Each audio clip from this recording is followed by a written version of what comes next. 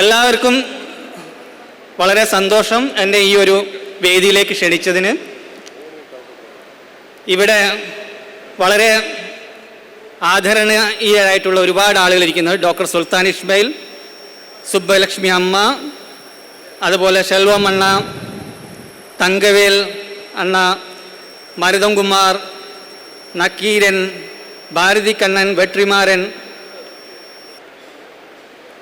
പാമയ്യൻ, നബാഡ്, സിജിഒ, അതുമാതിരി എൻ്റെ ഫ്രണ്ട്സ് ഒരുപാട് പേരിരിക്കും. കാർത്തിക്, ഭാരതി കണ്ണൻ, മഹേഷ്, വേലുസ്വാമി, വിഷ്ണു, അതുപോലെ കേരളത്തിൽ നിന്ന് കേരള ജൈവ കർഷക സമിതിയുടെ സംസ്ഥാന സെക്രട്ടറി സതീഷ് കുമാർ ഇരിക്കും.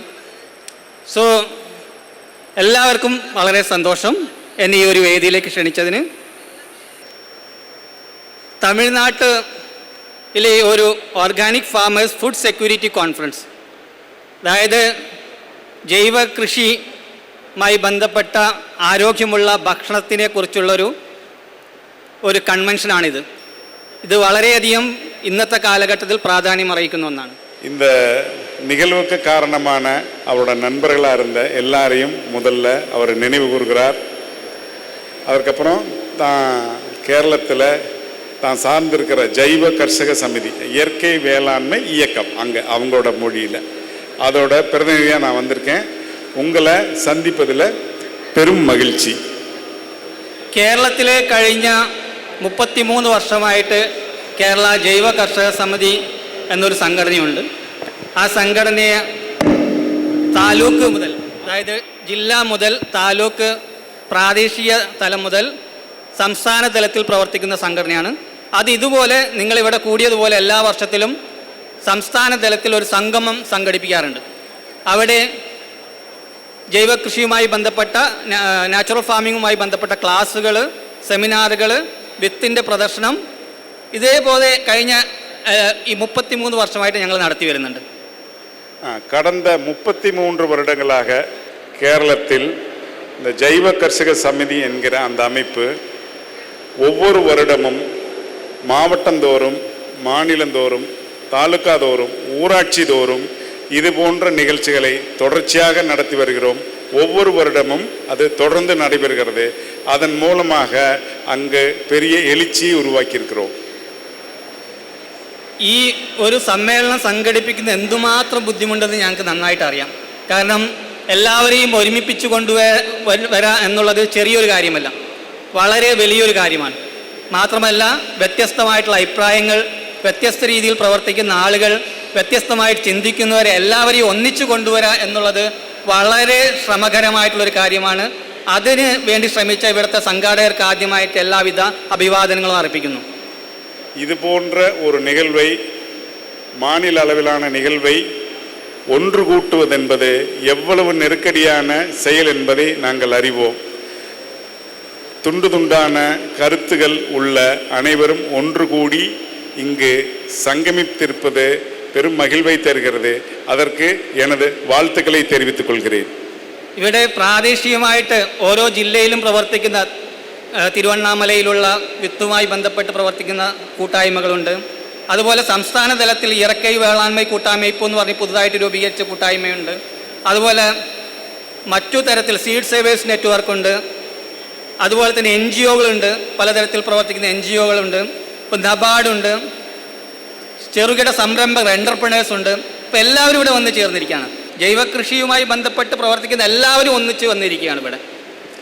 இது மாவட்டந்தோறும் இயங்கக்கூடிய இயற்கை விவசாய அமைப்புகள் மற்றும் சூழல் சார்ந்த அமைப்புகள், தொண்டு நிறுவனங்கள், நபார்டு போன்ற வங்கிகள், சிறு உற்பத்தியாளர்கள், மதிப்பு கூட்டவர்கள் எல்லாருமா சேர்ந்திருக்கிற ஒரு முக்கியமான நிகழ்ச்சி. இது ரொம்ப மகிழ்ச்சியாக இருக்கிறதுங்கிற. അതുകൊണ്ട് തന്നെ organic farming association of India എന്ന ദേശീയ സംഘടനയെ സംബന്ധിച്ചിടത്തോളം വളരെ പ്രധാനപ്പെട്ട ഒരു കോൺഫറൻസാണ്. 2019 organic farming association of India ചെറുപ്പക്കാരെ ഏറ്റെടുക്കുമ്പോൾ ഇന്ത്യയുടെ മിക്കവാറും എല്ലാ സംസ്ഥാനങ്ങളിലുള്ള ജൈവ കർഷകരെയും ജൈവ കൃഷിയുമായി ബന്ധപ്പെട്ട് പ്രവർത്തിക്കുന്നവരെയും ഒന്നിച്ചു കൊണ്ടുവരണമെന്ന് ഞങ്ങൾ ആഗ്രഹിച്ചിരുന്നു. അതിൻ്റെ ഭാഗമായിട്ട് പല സംസ്ഥാനങ്ങളിലും മീറ്റിംഗ് കൂടി, തമിഴ്നാട്ടിലും കൂടിയിരുന്നു. 2019 ഓർഗാനിക് ഫാമേഴ്സ് അസോസിയേഷൻ என்ற ஒரு அமைப்பு புதிதாக உருவம் கொள்கிறது. எப்படி என்றால், இதுகாலம் இயங்கிய மூத்தவர்களிடமிருந்து இளைஞர்களுக்கு அது கைமாற்றியது. அதன் பின்னர் இந்தியா முழுமையிலும் இருந்து ஏராளமான உழவர்களையும் உழவர்களையும் இளைஞர்களையும் இணைத்து கொண்டு அது தன்னோட செயல்பாட்டை செய்து கொண்டிருக்கிறது. അത് മഹാരാഷ്ട്രയിലും മധ്യപ്രദേശിലും ഗുജറാത്തിലും പഞ്ചാബിലും ഹരിയാനയിലൊക്കെ ഒരുപാട് കർഷക സംഘടനകളുണ്ടായിരുന്നു. അപ്പോൾ അവരോടുമെല്ലാം നമ്മൾ ഡിസ്കസ് ചെയ്തു. മധ്യപ്രദേശിൽ ഒരു ഗ്രൂപ്പ് രൂപീകരിച്ചു. ഗുജറാത്തിൽ one Gujarat organic farmers association എന്ന് പറഞ്ഞിട്ടൊരു ഗ്രൂപ്പ് രൂപീകരിക്കുകയുണ്ടായി. അവരത് പ്രൊഡ്യൂസർ കമ്പനിയായി ഇപ്പം അവരുടെ ഉൽപ്പന്നങ്ങൾ ഏറ്റെടുക്കുന്ന ഒരു കൂട്ടായ്മയായിട്ട് മാറി. അങ്ങനെ ഓരോ സംസ്ഥാനത്തും ഉത്തർപ്രദേശിൽ ആവർത്തൻശീൽ കെ ജി എന്ന് പറഞ്ഞിട്ടൊരു സംഘടന അവിടെ ഓൾറെഡി ഉണ്ട്. അത് ഒന്നും കൂടി ഞങ്ങളുടെ ഒരു നെറ്റ്വർക്ക് ഉണ്ടാക്കി. അങ്ങനെ മിക്കവാറും 10ഓളം സംസ്ഥാനങ്ങൾ, around 10 districts we have made our network. So already networks are there, but we just modified them. Maharashtra, Gujarat, Punjab போன்ற மாநிலங்களில் செயல்பட்டு வந்த உழவர் அமைப்புகள் ஒஃபாயோடு இணைந்திருக்கின்றன. உத்தரப்பிரதேசில் உள்ள ஒரு பெரும் அமைப்பு இவர்களோடு இணைந்திருக்கிறது. தமிழ்நாடு உள்ளிட்ட 10 மாநிலங்களில் உள்ள விவசாய அமைப்புகள் ஒஃபா என்னும் அந்த அமைப்போடு இணைந்து இந்திய அளவில் பங்காற்றி வருகிறது.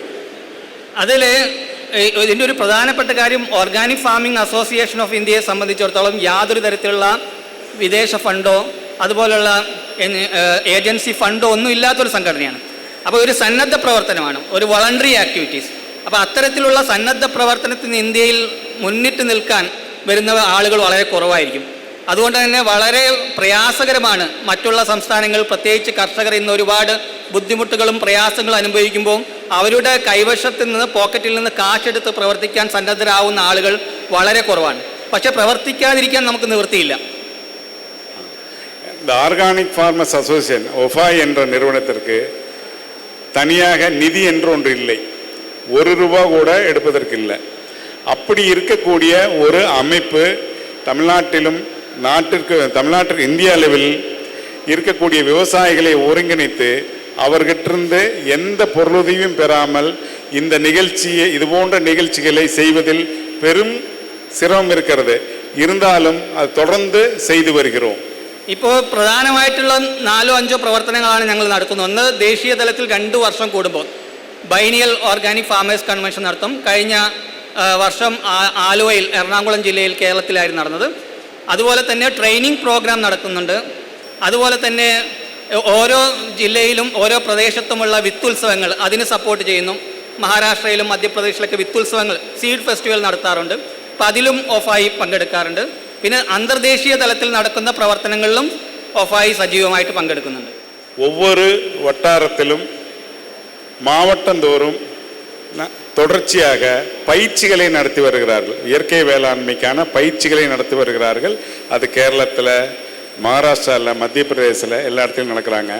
மத்திய பிரதேசிலையும் மகாராஷ்டிராலையும் தொடர்ச்சியாக விதை திருவிழாக்கள் நடத்தி வருகிறார்கள். ஒவ்வொரு 2 வருடங்களுக்கு ஒரு முறை தேசிய அளவிலான உழவர்களுக்கான ஒரு கன்வென்ஷன் நடத்திட்டு இருக்காங்க. ஒவ்வொரு 2 வருஷத்துக்கு ஒரு தடவையும் தொடர்ச்சி செஞ்சிட்ருக்கோம். ഇപ്പോൾ അടുത്ത തവണ രാജസ്ഥാനിൽ ഉദയ്പൂരിൽ വെച്ചൊരു ട്രെയിനിങ് പ്രോഗ്രാം നടക്ക പോരുത്. അത് ഒരു പ്രോസസ്സിംഗ്, മാർക്കറ്റിംഗ്, വാല്യൂ അഡീഷനുമായി ബന്ധപ്പെട്ട് മില്ലറ്റ്സ് വലിയൊരു ട്രെയിനിങ് പ്രോഗ്രാം മാർച്ചിൽ നടക്ക പോരുത്. അപ്പോൾ ആർക്കെങ്കിലും താല്പര്യമുണ്ടെങ്കിൽ അതിന് പങ്കെടുക്കാം. அடுத்த ஒரு நிகழ்வாக ராஜஸ்தானில் மார்ச் மாதத்தில் ஒரு பயிற்சி ஏற்பாடு பண்ணியிருக்காங்க. அந்த பயிற்சி என்னென்னா, நல்ல சிறுதானியங்களை கண்டறிந்து அதை மதிப்பு கூட்டி அதை பதப்படுத்தி மதிப்பு கூட்டுதலுக்கான ஒரு இந்திய அளவிலான ஒரு பயிற்சி. அது ராஜஸ்தானில் மார்ச்சில் நடக்கிறது. அதற்கு விருப்பமுள்ளவர்கள் പങ്കെടുക്കലാൻறாங்க. ഇപ്പോൾ ഇതുപോലെയുള്ള സംഘടനകൾ, കൂട്ടായ്മകൾ ഒന്നിച്ചു ചേരേണ്ട ആവശ്യം നമുക്കറിയാം. ഇന്ന് ഇയർക്കൈ വേളാണ്മയും ഇയർക്കൈ വ്യവസായം ചെയ്യാൻ മുടിയും എല്ലാവർക്കും. അത് നമുക്ക് അറിയാം, എങ്ങനെ ചെയ്യണം എന്നറിയാം. How to produce the food, but how to market, that is the main challenges we are facing. ഇന്ന് നമ്മൾ ഫേസ് ചെയ്യുന്ന പ്രധാനപ്പെട്ട പ്രശ്നം ഇതിൻ്റെ ടെക്നിക്കൽ വശമല്ല. ഇപ്പോൾ എല്ലാവരും, നമ്മൾവാർ പോലെയുള്ള, കപിൽ ഷാ പോലെയുള്ള ഒരുപാട് നേതൃത്വം നമുക്കിതിൻ്റെ അറിവുകളെല്ലാം തന്നിട്ടുണ്ട്. We know every knowledge, but എല്ലാം കഴിഞ്ഞ് അത് ഉൽപ്പാദിപ്പിച്ച് കഴിഞ്ഞാൽ അത് മാർക്കറ്റ് ചെയ്യുക, അത് പ്രോസസ്സിങ്, മാർക്കറ്റിംഗ്, ബ്രാൻഡിങ്, സർട്ടിഫിക്കേഷൻ, ഇതാണിന്ന് നമ്മൾ നേരിടുന്ന ഏറ്റവും പ്രധാനപ്പെട്ട പ്രശ്നം. இயற்கை விவசாயம் செய்வதிலோ உற்பத்தி செய்வதிலோ நமக்கு ஒன்றும் பிரச்சனைகள் இல்லை. அந்த கட்டத்தெல்லாம் நம்ம கடந்துட்டோம். அதில் நமக்கு நிறைய அறிவு இருக்குது. நம்மாழ்வார் போன்றவங்க அதை நமக்கு நிறையா கற்றுக் கொடுத்துருக்காங்க. ஆனால் இப்போ சிக்கல் என்னென்னா, விவசாயிகள் உற்பத்தி செய்த அந்த விளை பொருளை எப்படி பதப்படுத்து, ப்ராசஸிங், அதுக்கு அடுத்தது அதை மதிப்பு கூட்டுறது, அதை சந்தைப்படுத்துறது, அதை இன்னும் பிராண்டிங் பண்ணுறது, இதில் தான் நமக்கு நெருக்கடி இருக்குது. இனி வருங்காலங்களில் நாம் செய்ய வேண்டிய வேலை என்பது இந்த சந்தைப்படுத்துதலையும் மதிப்பு கூட்டுதலையும் தான் இருக்கும். அதை பிராண்டிங் பண்ணி விற்பனைக்கு கொண்டு போகிறது தான் நம்மோட கவனம் இருக்கணும். அதுக்கான ഒഫായ് മുന്നെടുപ്പ് ചെയ്ത് അതിന് എല്ലാവരും ചേർന്ന് നിന്നാൽ മാത്രമേ നമുക്ക് അതിനൊരു പരിഹാരം കാണാൻ പറ്റുള്ളൂ. നമ്മൾ നേരത്തെ പറഞ്ഞതുപോലെ, സെന്തിൽ പറഞ്ഞതുപോലെ, നമ്മളെല്ലാവരും എഞ്ചിനായിട്ട് പ്രവർത്തിക്കണം. നമ്മളെല്ലാവരും അതിന് നേതൃത്വം വഹിക്കാൻ തയ്യാറാവണം. എല്ലാവരും ചേർന്ന് നമ്മൾ വിതച്ച വിത ഇപ്പോൾ മരമായി മാറിയിട്ടിരിക്കും. ആ മരം ഒരു ഭാഗത്ത് മാത്രം തണൽ കൊടുത്താൽ പോരാ. We have to give everybody shade. എല്ലാവർക്കും തണലേകാൻ എല്ലാവരും ഒന്നിച്ച് ചേർന്ന് വട്ടം കൂടിയിരുന്ന് നമ്മൾ ഒരുമിച്ച് കാര്യങ്ങൾ തീരുമാനിച്ച് മുന്നോട്ട് പോയാൽ നേരത്തെ നക്കീരൻ അണ്ണ പറഞ്ഞതുപോലെ ക്ലൈമറ്റ് ചേഞ്ച് പോലെയുള്ള വലിയ പ്രശ്നങ്ങളെ നമുക്ക് നേരിടാൻ പറ്റുള്ളൂ. ஏற்கனவே செந்தில்லாம் சொன்னது மாதிரி, அந்த பாட்டில் சொன்னது மாதிரி, நம்ம எல்லாம் ஒன்றா இருக்க ஒரு தருணம் வந்து விட்டது. அப்படி இருந்தால் மட்டும்தான் இந்த விஷயத்தை எடுத்துகிட்டு போக முடியும். அதற்கான நெருக்கடி இருக்குது. நக்கீரன் ஐயா சொன்னது மாதிரி கூடுதலான ஒரு நெருக்கடியாக நமக்கு இப்போ காலநிலை மாற்றத்துக்கான நெருக்கடியும் சேர்ந்து இருக்கிறது. அப்போ நாம் எல்லாரும் சேர்ந்து ஒன்றா இந்த புரிதலோடு இயங்கும் போது மட்டும்தான் இந்த இயற்கை வேளாண்மை என்ற இந்த മുഴുമപ്പെടുത്തപ്പെട്ട ഒരു വേലയെ ചെയ്യ മുടിയും. ഇവിടെ ഉദ്ഘാടനം തുടങ്ങുന്നതിന് മുമ്പ് ഒരു കൾച്ചറൽ പ്രോഗ്രാം ഉണ്ടായിരുന്നു. ഒരു ഡാൻസ്, എല്ലാവരും ചേർന്ന ഒരു ഡാൻസിൽ. അതിൽ ഒരാൾ ചുരിദാർ ധരിച്ചിട്ടുണ്ട്, ഒരാൾ ടീഷർട്ടും ജീൻസും ധരിച്ചിട്ടുണ്ട്, അതിനകത്ത് മിഡിയും ടോപ്പും ധരിച്ചിട്ടുണ്ട്. പല നിറത്തിലുള്ള വർണ്ണത്തിലുള്ള ഡ്രസ്സാണ് എല്ലാവരും അണിഞ്ഞിരിക്കുന്നത്. പക്ഷേ പല പ്രായത്തിലുള്ള കുട്ടികളുണ്ട്, ചെറിയ കുട്ടികളുണ്ട്, വലുതുണ്ട്, മുതിർന്ന കുട്ടികളുണ്ട്. പക്ഷേ എല്ലാവരും കൂടി ഒരുമിച്ച് ചേർന്ന് നൃത്തം ചെയ്യുമ്പോൾ അതിൽ നിന്ന് കിട്ടുന്ന എനർജി, അതിൽ നിന്ന് കിട്ടുന്ന അതിൻ്റെ റിസൾട്ട്, അതുണ്ടാക്കുന്ന ഓളം, അത് വളരെ വ്യത്യസ്തമാണ്. இந்த நிகழ்வு தொடங்குவதற்கு முன்னால் ஒரு கலை நிகழ்ச்சி இந்த மேடையில் நடந்தது. அதில் பங்கேற்றவர்கள் அனைவரும் வேறு வேறு வயதுடையவர்கள், வேறு வேறு உருவ வித்தியாசம் கொண்டவர்கள். அவர்கள் அணிந்திருக்கிற உடை என்பது வண்ணங்களாலும் தரங்களாலும் வித்தியாசப்பட்டது. ஆனால் அவர்களெல்லாம் ஒன்றிணைந்து அந்த இசை நிகழ்ச்சியை நடத்தும் போது அதிலிருந்து கிடைக்கக்கூடிய ஆற்றல் என்பது அது மிக ஆழமானது, ஒரு புரிதல் உள்ளது. அதுபோல நமக்குள் இருக்கிற இந்த வித்தியாசங்களை கடந்து ஒன்னா இயங்கினா அந்த நிகழ்ச்சி போல நமக்கும் ஒரு பெரும் ஆற்றல் கிடைக்கும் என்பதை சொல்றார். Thank you everybody. നമുക്ക് എല്ലാവർക്കും ചേർന്ന് നമ്മൾ ഇന്ന് അനുഭവിക്കുന്ന എല്ലാ പ്രശ്നങ്ങൾക്കും പരിഹാരം നമ്മുടെ പുറത്തു നിന്ന് വെറും ബെനിഫിഷ്യറീസ് ആയിട്ട് മാറരുത് നിങ്ങൾ. എനിക്ക് പറയാനുള്ളത്, നിങ്ങൾ ഏതൊരു ഡിസിഷൻ, ഏതൊരു തീരുമാനമെടുക്കുമ്പോഴും അതെല്ലാവരും ചേർന്ന് തീരുമാനമെടുത്ത് എല്ലാവരും ഒരുമിച്ച് മുന്നോട്ട് ആ തീരുമാനങ്ങൾ നമ്മൾ ബഹുമാനിക്കാനും പഠിക്കണം. അങ്ങനെ നമുക്ക് എല്ലാവരെയും ചേർത്തിട്ട് NGOകളുണ്ട്, NGOകൾക്ക് അവരുടേതായിട്ടുള്ള കഴിവുകളുണ്ട്, അവർക്ക് ഫണ്ടുണ്ട്. സന്നദ്ധമായിട്ട് പ്രവർത്തിക്കുന്ന, പ്രാദേശികമായിട്ട് പ്രവർത്തിക്കുന്ന ആളുകളുണ്ട് ഓരോ ഗ്രാമത്തിലും. അവർക്ക് ആ പ്രദേശത്ത് വളരെയധികം സാധ്യതകളുണ്ട്. അതുപോലെ തന്നെ ആക്ടിവിസ്റ്റുകളായി പ്രവർത്തിക്കുന്ന, നാടുതോറും എല്ലായിടത്തും നടന്ന് പ്രവർത്തിക്കുന്നത്. ഡൽഹിയിലൊക്കെ തമിഴ്നാട്ടിൽ നിന്നും സമരം ചെയ്യാൻ ഒരുപാട് പേര് പോയിട്ടുണ്ട്. അങ്ങനെയുള്ളവരുണ്ട്.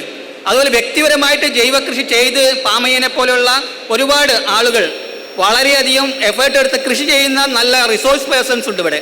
അങ്ങനെ എല്ലാ മേഖലയിലും കഴിവുള്ള ആളുകളുടെ ഒരു പ്രദേശമാണ് തമിഴ്നാട്. അപ്പോൾ അത്രയും ജൈവ കർഷകരുടെ കൂട്ടായ്മകളുള്ള നമ്മളെല്ലാവരും കൂടി ചേർന്ന് അവരവരുടെ കഴിവുകളെ മനസ്സിലാക്കി, അവരുടെ പരിമിതികളെ മനസ്സിലാക്കി, ലിമിറ്റേഷനും നമ്മൾ മനസ്സിലാക്കണം. എന്നിട്ട് നമ്മൾ തമ്മിലുള്ള അഭിപ്രായ വ്യത്യാസങ്ങൾ മാറ്റിവെച്ച് നമ്മൾ ഒന്നിച്ച് ചേർന്ന്, നമ്മൾ ഒരുമിച്ച് ചേർന്ന് ഒരു കാര്യത്തിന് വേണ്ടി മുന്നിട്ടിറങ്ങുകയാണെങ്കിൽ നമുക്ക് മാറ്റം സാധ്യമാണ്. എല്ലാ ഓർഗാനിക് ഫാമിംഗ് അസോസിയേഷൻ ഓഫ് ഇന്ത്യയിൽ നിന്നും ജൈവ കർഷക സമിതി കേരളത്തിൽ നിന്ന് എല്ലാവിധ സപ്പോർട്ടുകളും നിങ്ങൾക്ക് നൽകും. ഈ ഒരു പരിപാടി നടത്താൻ അതിനുവേണ്ടി മുന്നിട്ടിറങ്ങി എല്ലാവരെയും ഞാൻ അഭിനന്ദിക്കുന്നു. നന്ദി, നമസ്കാരം, താങ്ക് യു. தமிழ்நாடு எவ்வளவு வளம் மிக்கதுங்கிறத சொல்கிறாங்க. தமிழ்நாட்டில் நூற்றுக்கணக்கான தொண்டு நிறுவனங்கள், நூற்றுக்கணக்கான சமூக செயல்பாட்டாளர்கள், சுற்றுச்சூழலாளர்கள், அரசு துறை, தனித்தனியாக இயங்கக்கூடிய இயற்கை வேளாண்மை வல்லுநர்கள், ஆர்வலர்கள், இவங்கெல்லாம் சேர்ந்து ஒரு பெரும் பலம் பொருந்திய மாநிலம் தமிழ்நாடு. அப்போ அந்த மாநிலம் இவ்வளவு ரிசோர்ஸை வச்சிருக்கிற நீங்க ஒன்றா இருந்தீங்கன்னா இது இந்தியாவுக்கே பலம் தரும். அதுக்கு தேவையான அத்தனை உதவியையும் ஒஃபாயும் ஜைவ கர்ஷக சமிதிங்கிற அந்த இயற்கை வேளாண்மை, கேரளா இயற்கை வேளாண்மை அமைப்பும் உங்களுக்கு தரும் என்பதை கூறி நன்றி கூடி விடைபெறுகிறேன்.